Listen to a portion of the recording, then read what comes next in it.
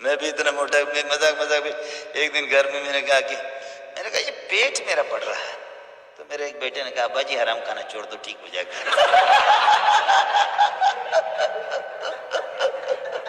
جیسے میں مذاقی ہوں تو بچے بھی مذاقی ہیں، انہوں نے کہا ابا جی حرام کھانا چھوڑ دو۔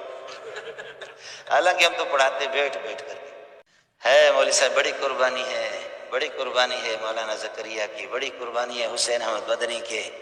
آج جتنے بھی آپ کو شیخ الحدیث دنیا میں نظر آ رہے ہیں، یہ سب حسین احمد کا یہ ہے کہ درخت ہے، اسی کا پھل ہے، کسی پیر کا نہیں ہے جی میرے پیارے۔ یہ انہی مدرسین کے ہے کہ آدھی رات کو جس وقت آتا تھا، آدھی رات کو آ کر کے پھر تہجد پہ شروع ہوتا تھا، فجر کی نماز کے بعد پھر فجر کی نماز خود پڑھاتے تھے دیوبند میں، اور پھر اعلان ہوتا تھا کہ ابھی بخاری کا سبق ہوگا، ترمذی کا سبق ہوگا۔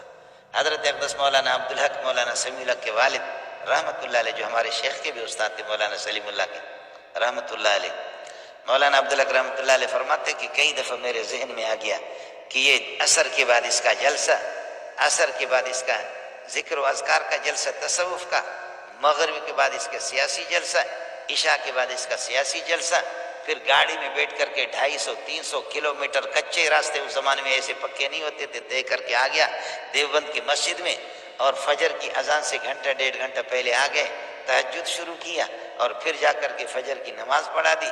فجر کی نماز کے بعد کہتے بخاری کا سبق ہوگا، ترمذی کا سبق ہوگا۔ تو حضرت اقدس مولانا عبدالحق رحمۃ اللہ علیہ فرماتے ہیں میرے ذہن میں کئی دفعہ آ گیا یہ استاد جی ٹرخائے گا، پڑھائے گا کیا؟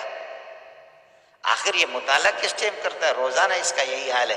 لیکن فرمایا کہ یہ تھوڑا سا میرے ذہن میں آ گیا، میں نے اس کے بعد اس سے توبہ کر دیا۔ جب سبق میں جا کر کے بیٹھ جاتے ایسے محسوس ہوتا کہ حسین احمد مدنی پورا سبق جیب میں اٹھا کر کے لایا، سمجھ؟